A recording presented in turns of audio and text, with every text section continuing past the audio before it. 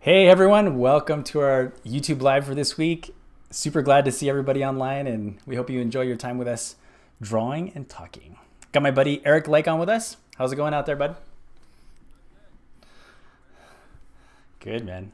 This is our first, well, in our area, slightly warm day. It's just been, it snowed. It snowed like a day last week. It's crazy. I don't know. It was one of the days last week. Tuesday or when, I don't remember. But I just woke up and there was a dusting and then it was gone. But now it's starting to get nice and mild. So it's good. What's new with you out there?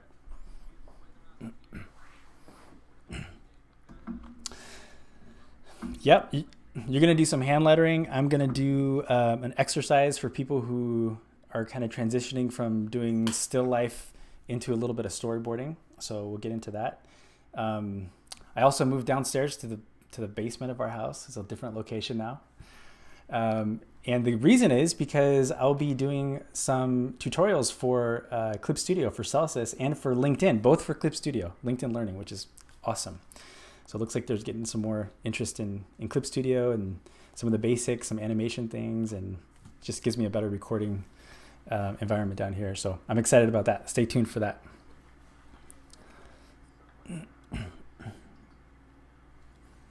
Let's see. You can hear? Okay. Let me check on my iPad here. I'm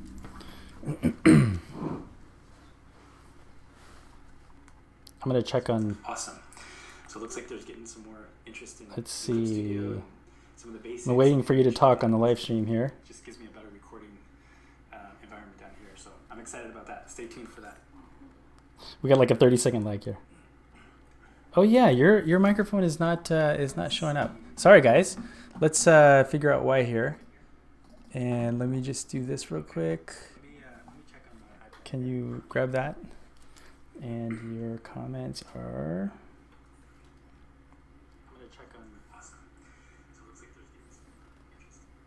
Okay, thanks guys. Sorry, we thought we had it all figured out, and now we're just gonna get a couple things here. Hang on a second. I need to switch this over to.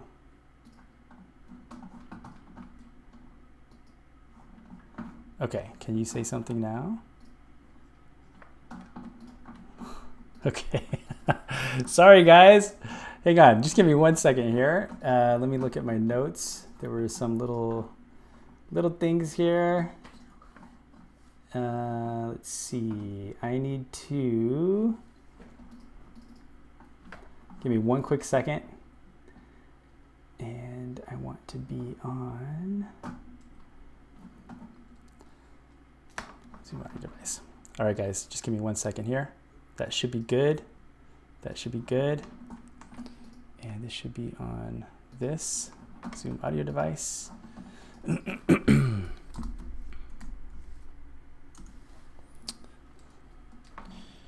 Okay, and audio.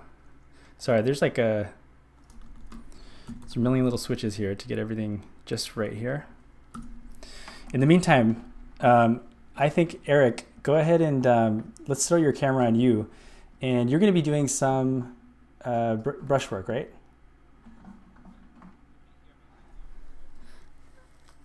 Hang on, I'm going to put you on a big speaker so people can just hear what you're saying until we get this figured out. Go ahead and say. Testing 1, 2. Okay, there might be just a little bit of echo while I figure this out, but you will be able to go ahead and speak out loud. So basically I have a sign that could have been hand lettered or drawn, but instead I used a projector.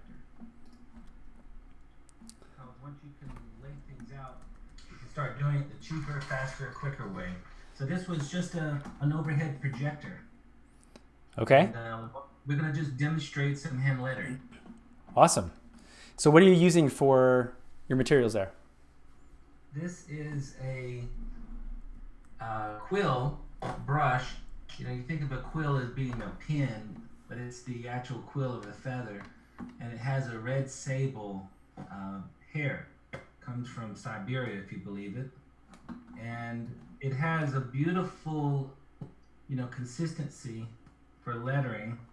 My whole family, you know, I've got about 4 of us boys letter. And we kind of grew up, my dad was a sign painter. So this is what we did. So I'm gonna try to letter this whole thing here very quickly. Now I'm doing it with my finger, but sometimes people use this thing called a maul stick. I've seen it before. And what's that for? And it's basically to keep your hand out of the muck. So you can come in here and paint, but I like the arm over arm thing. Even though the maul stick looks so cool, I find it gets in my way. I can just use my finger. So I am going to hand letter this. And your dad was a sign painter, right? Dad was a sign painter. My uncle was. My brother and I did it for a while when we were younger. And he got into murals. So the brush, what's interesting about the brush and these typefaces is that many of them were designed by sign painters or influenced by sign painters by the way the brush paints. So even a serif typeface like this, you know, with this kind of rounded effect, you know, you could see the brush just naturally wants to do it. Yeah. This is poster paint. Years ago in the grocery stores, tell you how old you are, when you were growing up, the stores had butcher paper in the windows with lettering on it. And Trader Joe's still does it, right? That's right, Trader Joe's. Basically that's how they advertised the special of the week, how much the meat was. And so sign painters would be employed to do those signs, and they'd all be by hand in the same method. But this paint is called poster paint for those type of posters. It dries flat. It is an oil base, but it doesn't have a shine, and it also just kind of works on paper pretty good too.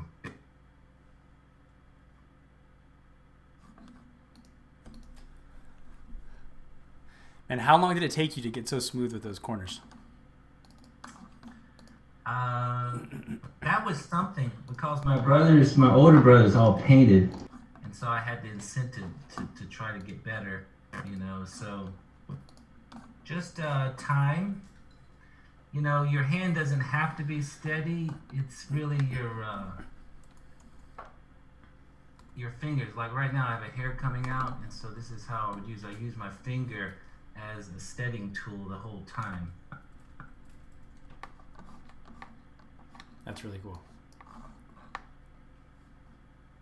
All right, so I'm gonna paint this corner.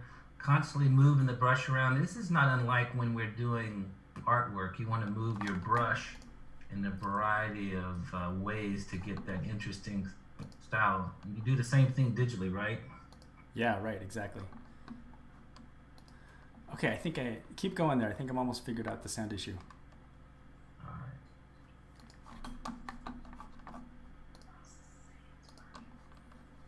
All right. All right. I think there we go. I'm gonna plug us back in here. That should be working now.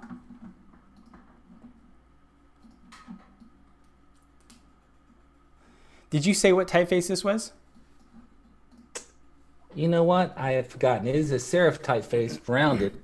It kind of has a vintage style. It's a custom one that I don't know the name of it. I'll look it up. I'm going to do a little, let's see. That's really cool. Go. Curve here. Yeah, so we were talking earlier about this idea of, you know, projecting, especially these letter forms. I mean, I've seen you letter by hand a gajillion times, and you are amazing at it. But yeah, once you know how to do it, you know what these forms are. In fact, you have to know how to draw these forms to even hit these outlines that you're doing now consistently.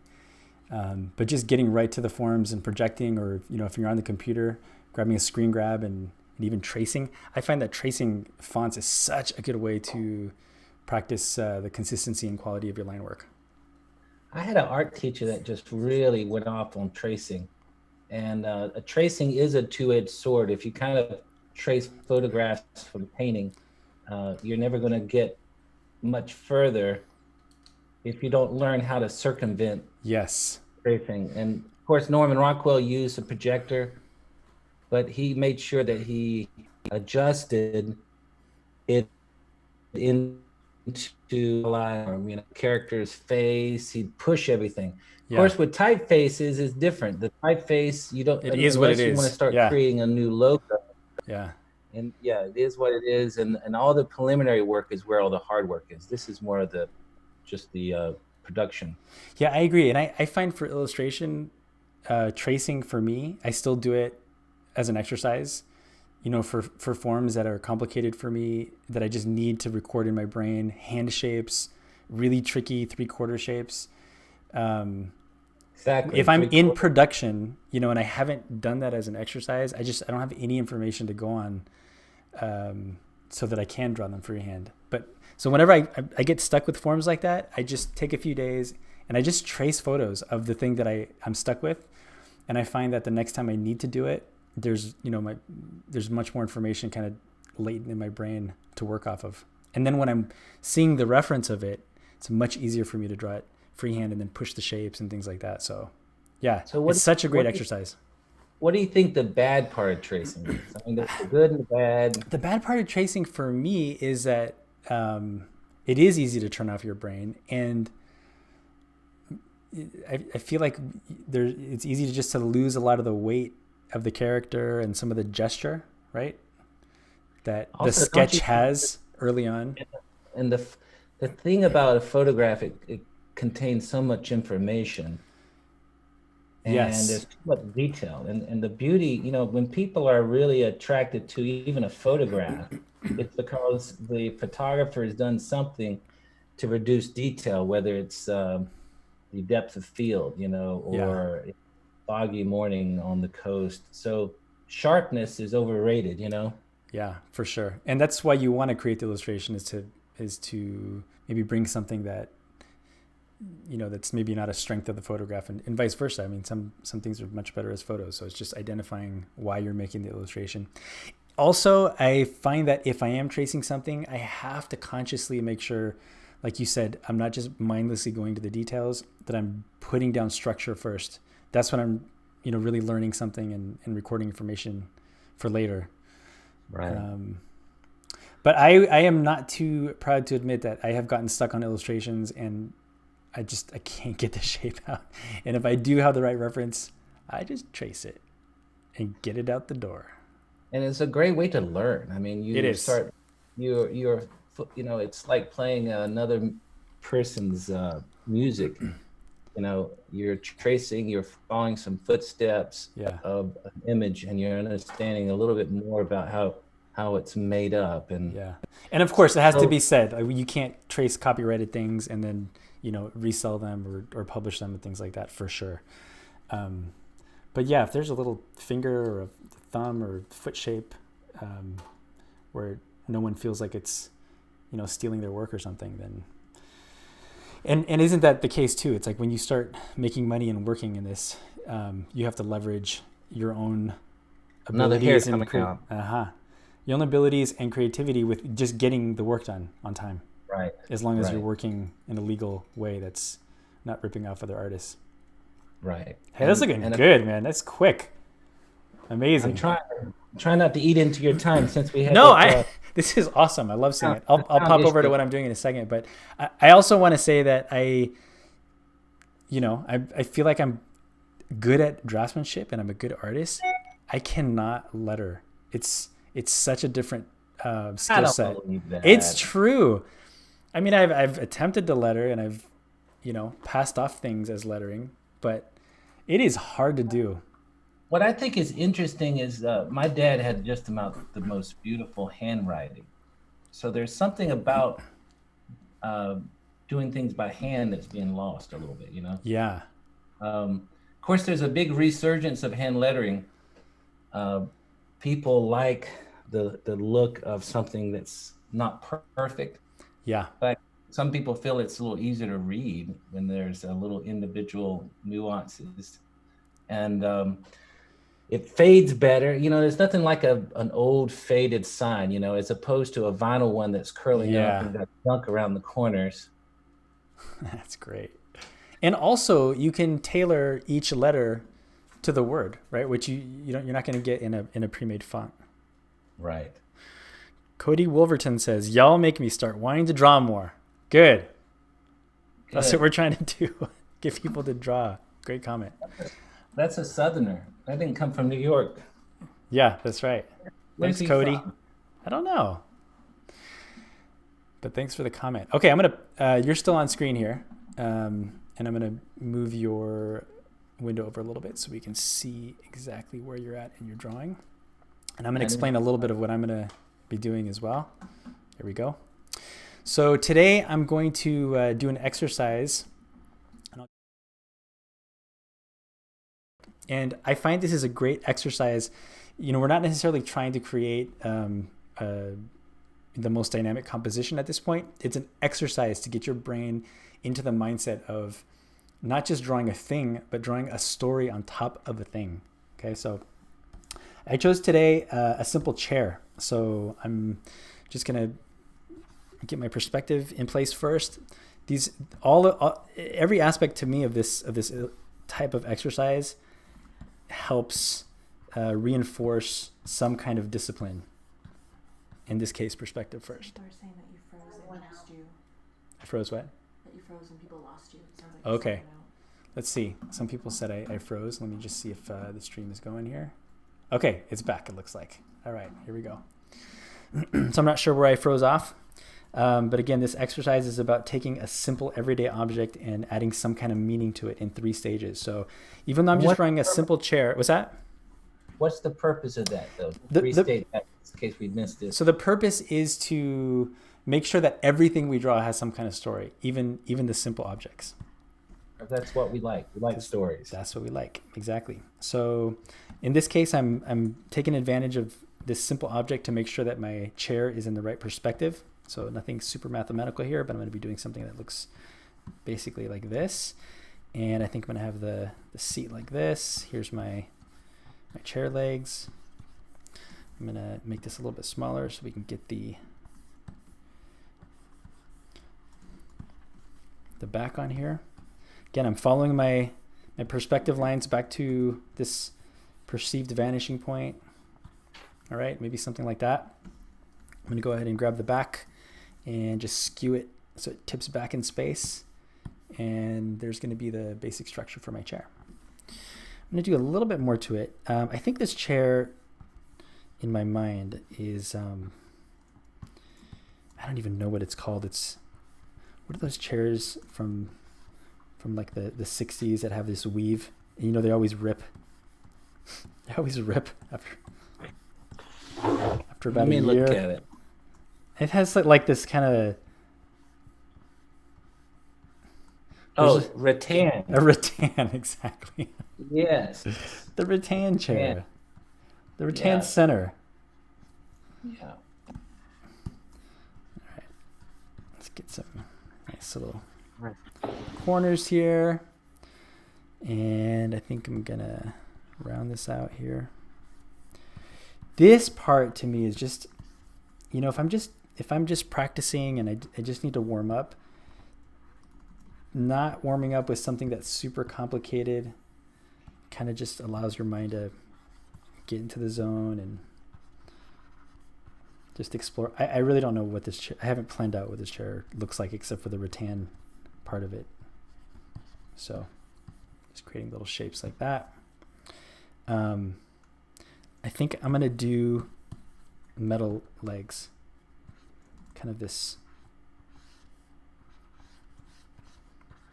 Even in these little legs down here, we were talking about this earlier. Do not confuse looseness for sloppiness. Right. Keep it sloppy. That's not the same. It's not the same. So I'm staying loose, but even in these little feet, I'm trying to identify, you know, what is the perspective of the bottom of these cylinders. It's going to help me keep it believable. Okay, it's looking good, I think. I think maybe I'm going to move this back. And so it's got a little more stability. Looks good to me. I'm going to match this curve on this side.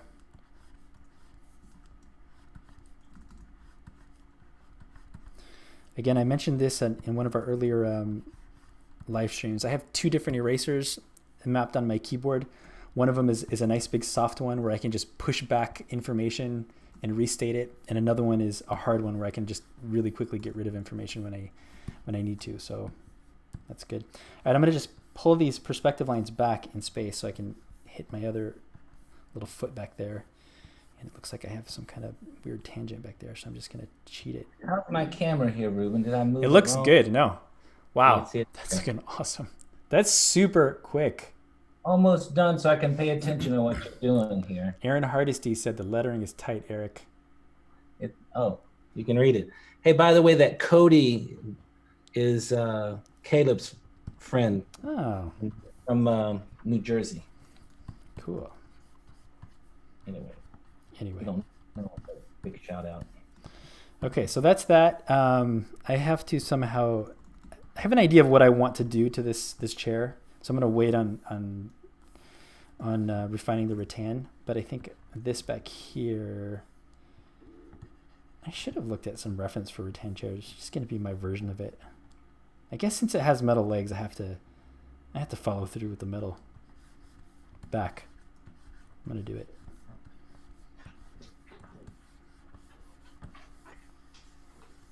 Okay, hitting my hard eraser, just get rid of that. Still helps me get a sense of what that is. Okay, there's my chair. I think I'm going to do a bigger, I think I'm going to make this larger.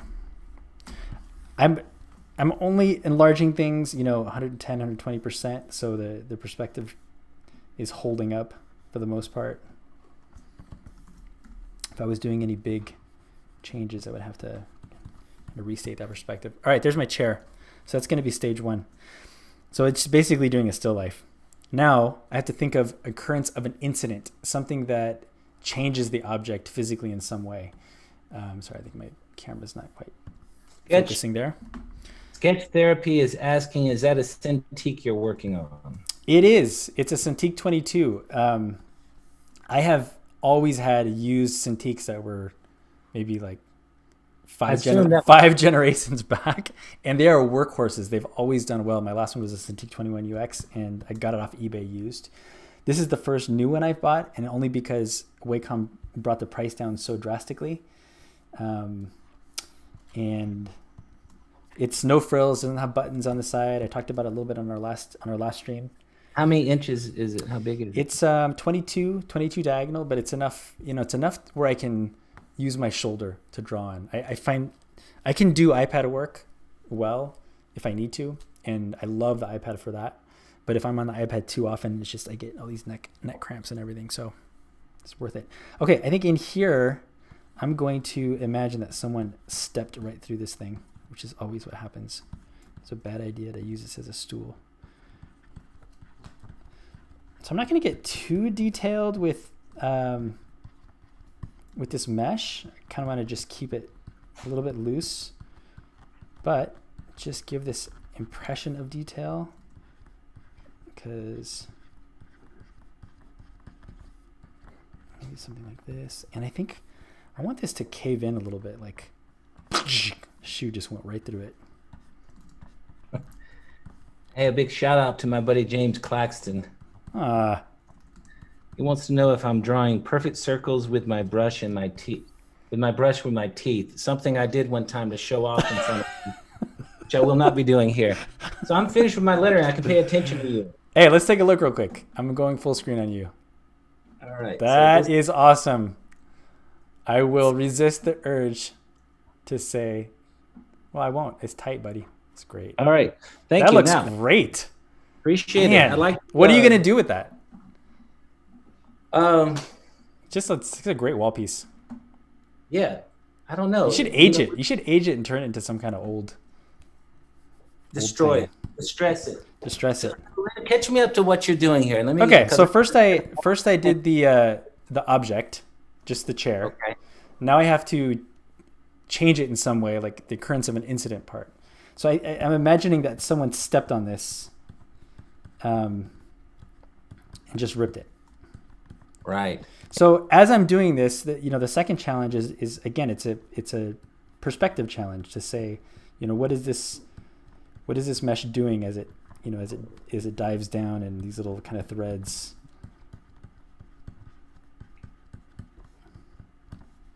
get frayed.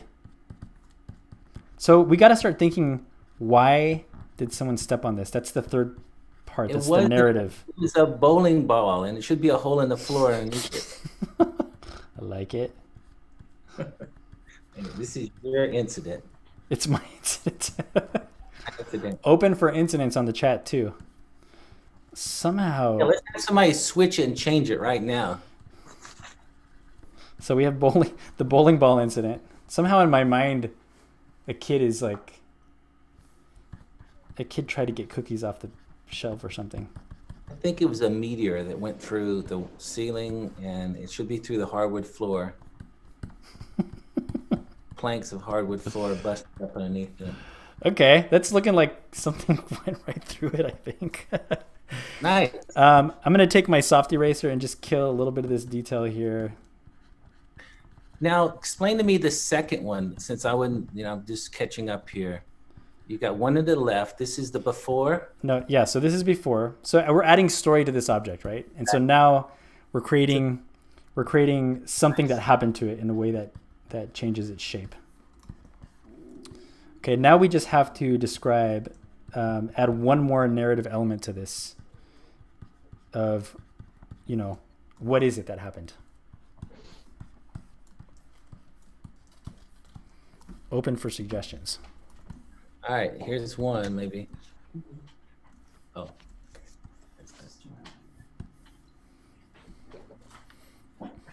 Kim Capone votes for the bowling ball.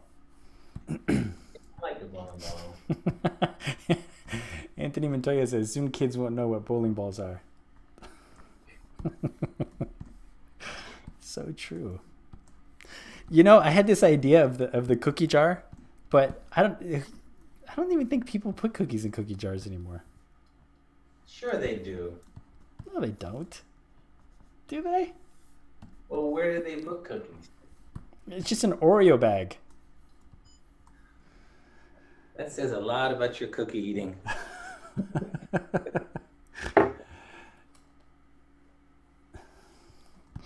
Okay. All right. I'm going to do, let's see. Now, if it was an asteroid or a meteor, which one is it? A meteor, they could have smoke coming out of that hole that would tell us a little bit more about what it It has to be a small, okay, it's a tiny little meteor. All right. I'm going to go on a new layer here. Or it's bounced off the floor and rolled in the corner and it's smoking. It's going to be some kind of maybe hardwood floor. Hardwood floor. Get that in there. There you go. Someone wants to know why you chose the word tight. I just like the way this typeface was working. It's nice to have that descender in there, right? Yeah, I found this design, this typeface already had this. Also, you want to keep your lettering tight, right? You want to, I'm just be precise. Just making it up. You're just making it up now. Yeah. What was that again? Sometimes there's no reason. I don't know. I saw it in there somewhere. Now, I wonder if there should be a joist going horizontal. Oh, what? A joist. Like something here? Yeah, but it's broken in two, so you can kind of get perspective underneath the floor. Yes, I like that idea. So I'm trying to get some. And art directing you. This is a blast. Draw this. Now draw this. Art monkey. It's kind of the story of my life oftentimes. I was just on a client meeting the other day. Very, very nice clients, in case they're listening. But I had like 12 people in a Zoom call telling me what to do. It was good though. Wow. It was productive. You can't take it personal, right? No. So how did you do? I mean, it was good. Yeah, it's an animation for a little it's for a seminar intro. It's an After Effects animation in 3D. And so I had, stayed up till 3 a.m. getting it done, and I liked it and I loved it. And then I had to get in the Zoom call with the people who were paying for it. But I have to admit there were some good ideas that came out of it, and it's getting better. Wonderful. It's funny. There were some things about it that I didn't even cross my mind about perspective, and to me it was completely understandable. But right. I have to recognize that if 50% of the group are saying I don't understand this, I can't dig my heels in and just say no, it's right. Maybe it's right for me. No, but yeah, exactly. If enough people are saying I don't understand it, then it's. And oftentimes, we've said this before, the critique, there's something wrong, but their solutions, because they don't necessarily work in the medium, are not always right, but their critique is spot on. Exactly. Like, so you got to turn your emotions off, listen to it, and then interpret, something's not clear. And in fact, that did happen. Someone suggested something, which I thought was an interesting direction. But it created another problem. Yes. But I just needed to listen to what the problem was, and we did end up coming to a nice solution. And that's the key thing together. Is like to hear the problem. Yeah. And you can listen to the solution, but oftentimes, like you're doing here, sketching, the solution goes different ways. So it's hard to brainstorm a solution in thin air. Yeah, for sure. But you can clarify what the need is, though. Fix things. That looks cool. What do you think? Oh, here I need to, now that I can see through this, I need to put the other side of Where's the smoke? the leg. Okay. All right. The smoke. That'll pop in that black. So you're using how many layers right now? I'm using, I think up to 4 layers. One is for my chair. Another one is for the floor. This one I'm using a couple layers for shading.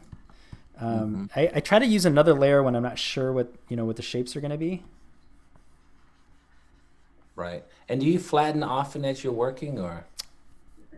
When I'm sketching and I need to be art directed later, I don't, because I want to give myself. I try not to give myself too many layers though, so that I can keep things Now, if this is nimble. If this is for clarity, I wonder if this is almost like a smoke from a cigarette, where it's so thin, it's just like, yeah, it's very I like wispy. that look.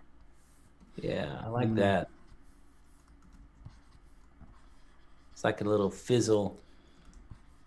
Now we don't know exactly what happened here, right? But we know that something is smoking down there. I know exactly what happened. Oh yeah.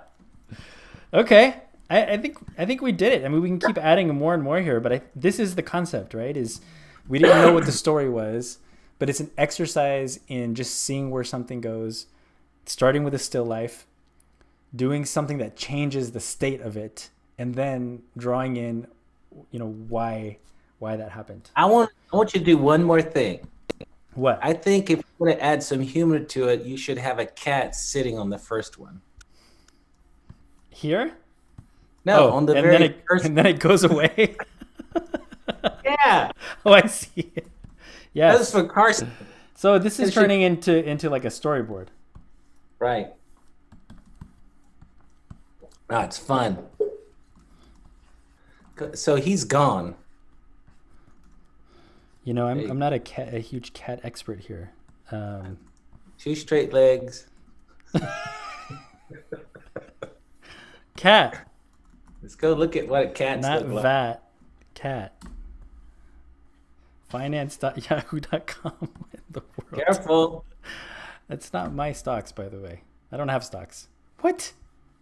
Let me just start this again. Cat. KCAT. Can't even use the internet. Sitting cat. No, perching. Yeah. Perching cat. Yes, he's got to be sitting up like he wants to be fed. That one on the far right looks good. Okay, I'll just do whatever you say. Copy image. We're just testing how good you really are Yeah. at critiques. So actually, this is a good little exercise because I want him to be sitting after the fact. Yeah. Like nothing fits here says votes for the fat cat. Okay, this is another good exercise in perspective. So we're talking about reference here. You can just get myself a new layer. So I can see now what the body shape is like, but it's the wrong angle. So the first thing I'm going to do is establish the angle that my cat's going to be in. And we will make him fatter. And I think I'm going to take all of these real quick. And You're going to throw it on the last one. Oh, we can move it later, but for some reason Oh, I see what you're doing. Cool, because you need space. So you draw a nice square like he's in a block. Like he's in a block, and in fact, I want to decide how he's sitting. So I think his head's gonna be like this, looking down. Oh, we want to see his face, right? Okay, I'm gonna do it like this. So set the perspective, kind of like a cage for where he's gonna be. You're gonna get so much hate mail for this. Okay, now this is going to tell me if that's the perspective of his body. And he's going to be looking down.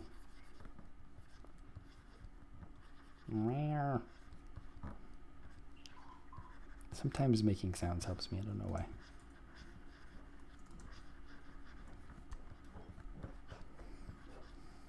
What are you going to do next? You to paint something else? No, I think we were just going to talk a little bit about next week. How many minutes Not we got? next week. Our next. It's good. I can't do it every week. Tina, in 2 weeks. That's looking great. And you're not copying. I'm using reference. Right. The way you would have to do. So I'm gonna do this. Nice. And I may have to get even more reference later, but I think generally, if this was kind of like a storyboard for a client, that tail it's drop. giving the idea of it, right? Yeah. Cylinders. Now I can't help but throw ideas out there, but I don't want Please to throw do curve- it. Do it. Okay, he should have a mouse in his mouth, and in the last drawing, the mouse should be running away. Wait a minute. This is not a storyboard. Okay. I missed the whole point of this incident thing. Alan See, I was Reynolds painting. says this is a good exercise and designed by committee. Yes, that was not the original exercise. A committee is not two people. You need more. Okay, so I'm looking at the shape and I'm thinking this needs just to go down a little bit maybe. And sorry to the cat people who really know what cats are looking like. Sorry about killing this cat. Something like this maybe? Such an indifference that cats have. The other thing I realized when I watched the last live stream is the crazy faces I was making while I was drawing. That's why I haven't watched one. You should. Oh no. There's his tail. Yeah, his head's too big. Okay, well, we're getting there, you know, and maybe he's just too big for this chair.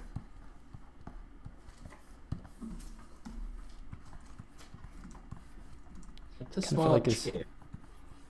tail should be. Which way should his tail be going? Yeah. Okay, if this was like some kind of, you know, client concept, I think that we're in the zone for explaining that a meteor came down and, you know, I think I like it. bring this back. I'm not sure how the cats look when they look down. It doesn't seem to be looking down to me. Okay. Well, that's the general idea. We're using some reference, Right. and you know, if at this point I need to get some stronger reference for what a cat face looks like, you know, kind of going down, this is going to tell me, you know, now what I need to do. But that's the point of this stage, is to we're not copying anything, but we're using our imagination, using our perspective to just block out a scene and even determine if this is the right moment or not, you know? And review the study premise again for this. What? Okay, so here we're going to go.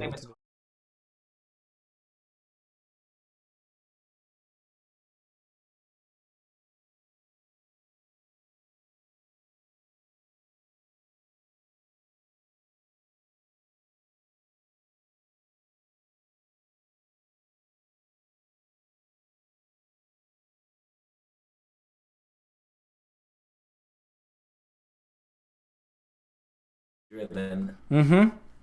Yeah, And it definitely. is- It's not a storyboard, but it's in the vein of. Correct. Yeah. And of course, this story just got, you know, out of control. But certainly it's, you know, we're saying that something happened and there's an animal there, and So, whether you're in the art business or not, this would be a great thing for someone to do, to kind of go through and just use your brain. Use I your think imagination. so, because I feel like the big question is, what do I draw? You know, and that can be super paralyzing for people. But it is easy to draw a still life, although not very interesting. So start with a still life. A simple thing. Check your video. Team was saying it froze. Okay. Working now? Maybe it just needs to, yeah, there it goes. I'm sorry, I interrupted. What was that last point? Yeah, so the point is that oftentimes there's some kind of block as to what to draw.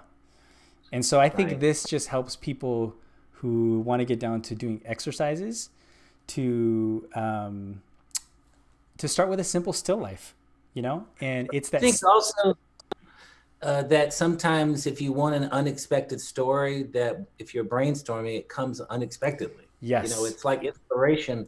It's like lightning. It comes from something that you did or you tried. Yeah. Even if it didn't make sense. And that's why it's so important to listen to critiques and not necessarily the fix. Yeah. And I think the critique can lead to something interesting. And probably this definitely isn't the right angle for this scene, but it has set a stage for something. I think now my next step would be make it interesting. And so now I can start experimenting maybe with camera angles. So maybe this, maybe this is our new perspective. And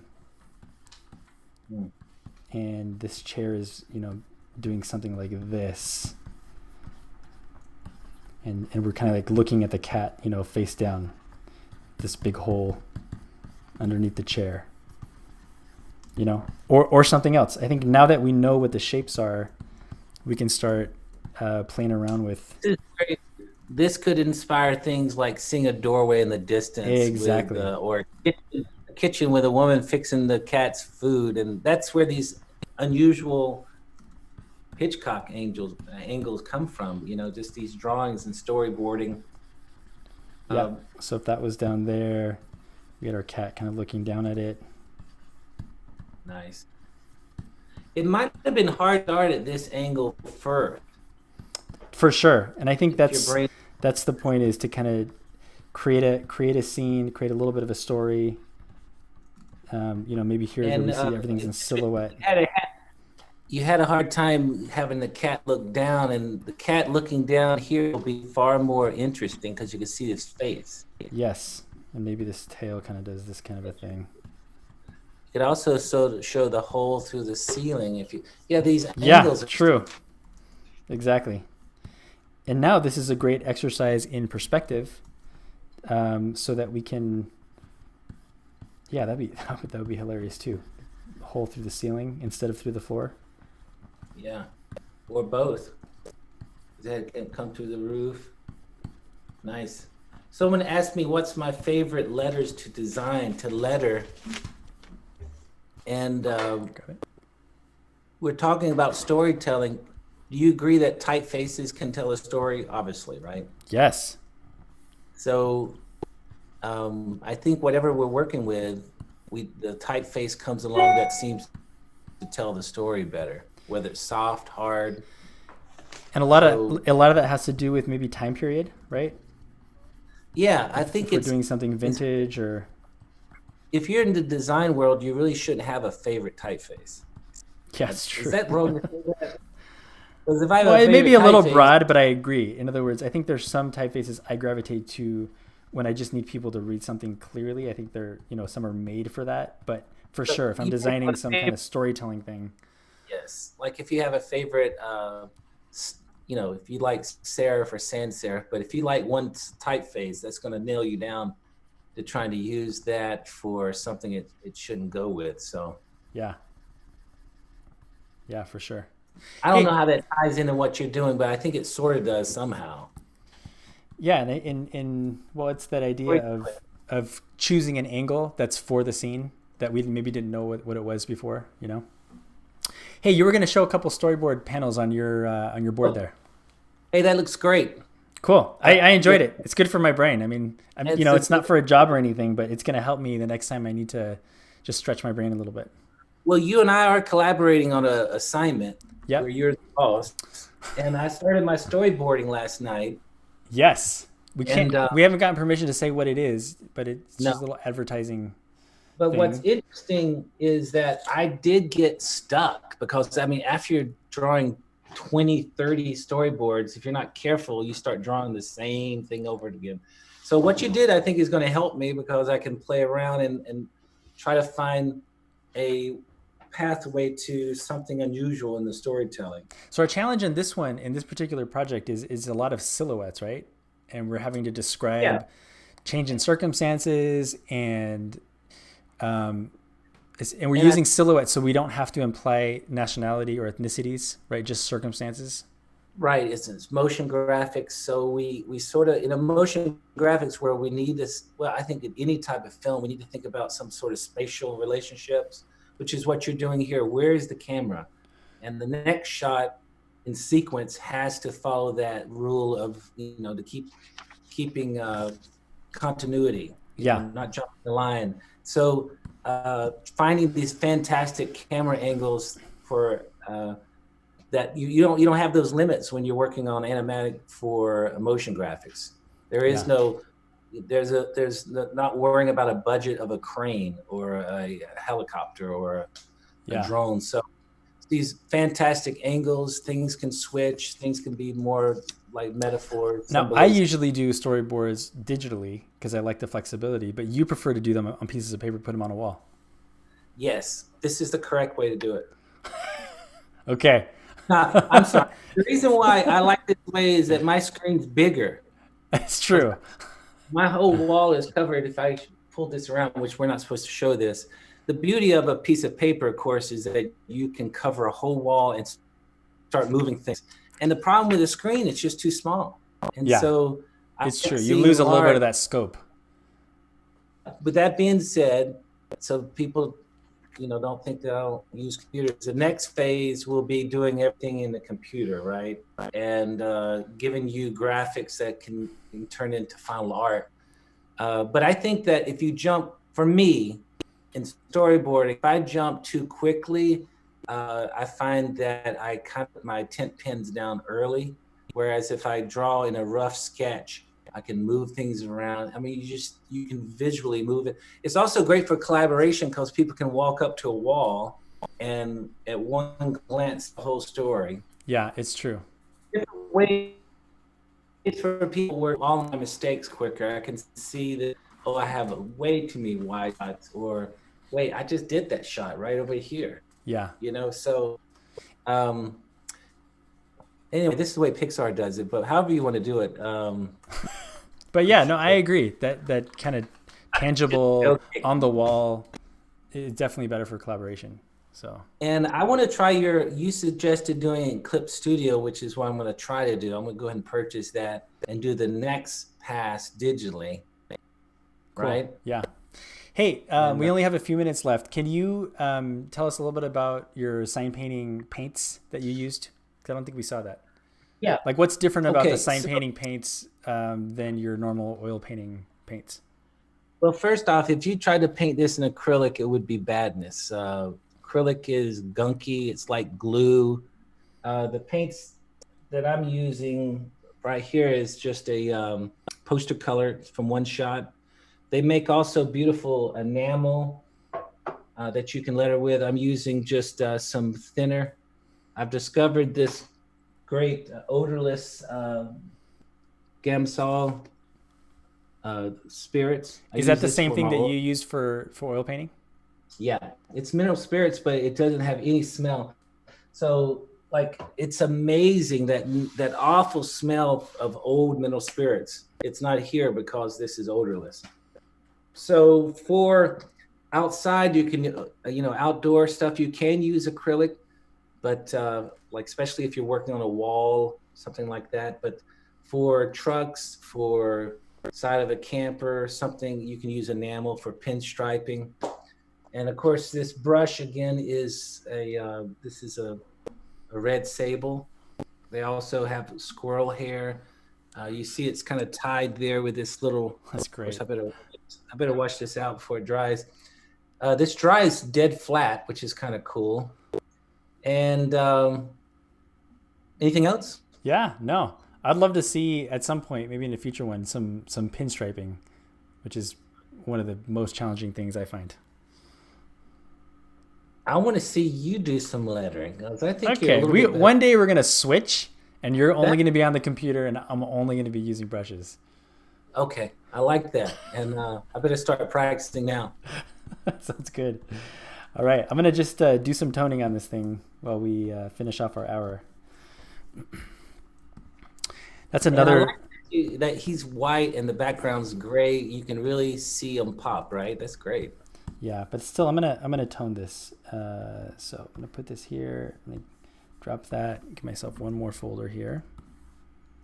Now, would you ever use liquify for your smoke after you draw something? Do you ever adjust? I hate liquify.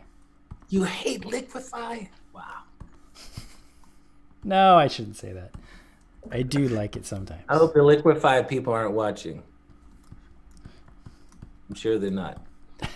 So here's number 4. Just like to draw it. Yeah. All right, I'm gonna add some tone there. So lighting is gonna be our second pass, right? So I'm gonna do that there.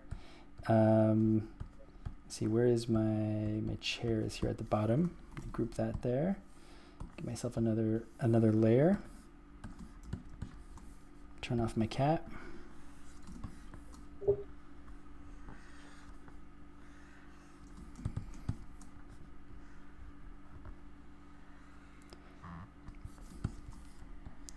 I just love how every one of these stages is going to add something else to,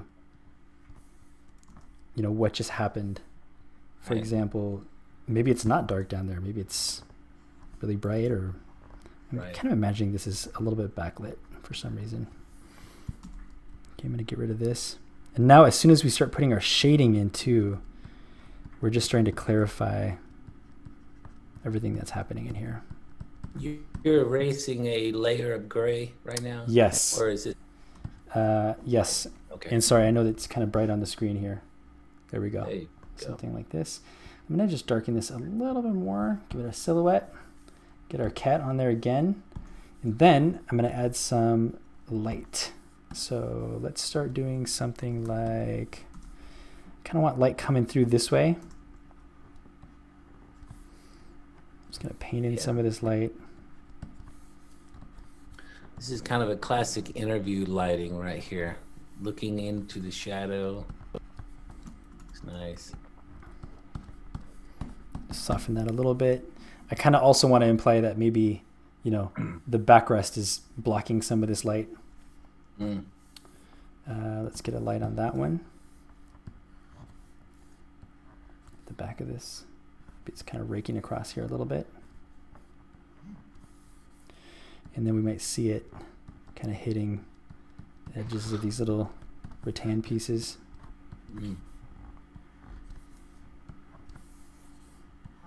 Something like that. Then let's get some shadows in here. That'll help. Nice.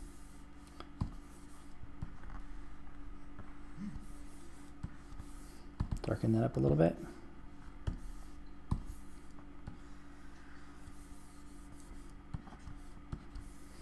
This is just such a good exercise, even though, you know, we haven't really fleshed out this whole story. It's just for when I am doing, you know, something that's for a client or for a particular story point. Now you're just practicing creating forms and making sure that the volumes are there, playing with the lighting.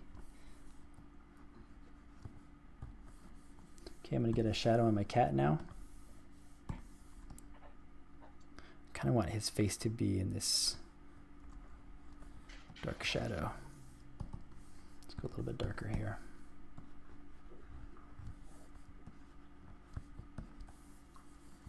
Fade this out a little bit. Okay.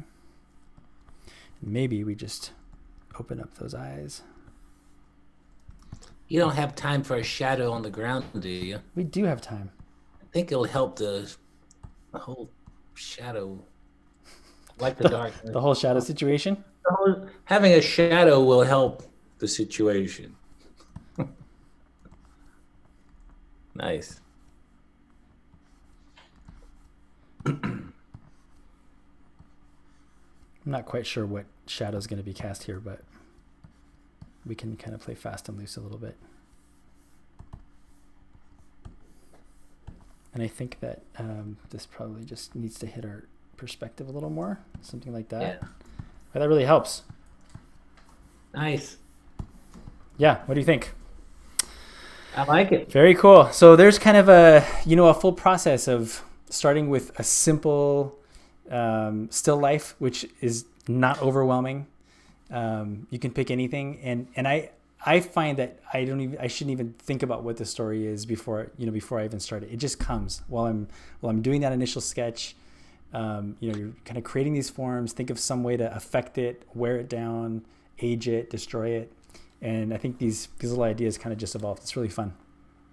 What's nice about this, you could do this simpler and rougher, but taking it to this level, you can hit several things. You're working on your illustration style, you're working on your line work and the concept. Perspective, This is cool. primitive shapes. Yep, all that kind of stuff. Yeah. So anyway, I think that's it for today. Hope everyone enjoyed our 2 exercises. And do we have an idea of what we're going to do next time, maybe? That was just a recap. That's from the famous artist school. Yes, I know. Chapter? I've mentioned this book a couple times now. I won't over mention it, but I just feel like there's so many good exercises in it. This is on page 55 of the famous artist school. Nice. Sorry, the lighting is kind of there. It is drawing lessons from the famous artist school. Just real sound exercises, and I want to keep encouraging people who are just starting to draw. Don't feel like you need to draw for Instagram or for likes or for people. Just draw to make, get those mistakes out early, get your perspective down, learn how to draw primitive shapes. And some of these exercises are geared toward that, just taking it one step at a time. And Nice. the more you do it, the more it's going to become second nature. Next time, I've still got a mural design that I'm tweaking. And also we talked about getting back to showing some storyboards. And maybe I don't think we can show the project that we're working on, but we can kind of run through storyboarding and why it is like so important in filmmaking. Yeah. And when we're talking about the storyboards, You don't have to know how to draw. yeah, You just have to understand filmmaking. yeah, It's that's not true. about- Yeah. It's not about, unless The it's first motion- stages for sure. Yeah, Yeah. unless it's motion graphics. But even for other like traditional camera filmmaking, storyboards are just a great way to pre-visualize and communicate. So, And of course, the later stages of storyboards have to be tighter so that people understand what's happening. But these early stages are more about framing and mid shots. it And ugly. you've been super keep good at it that. ugly Use a early, Sharpie. right? That's what you use. Use a Sharpie. Keeps it loose.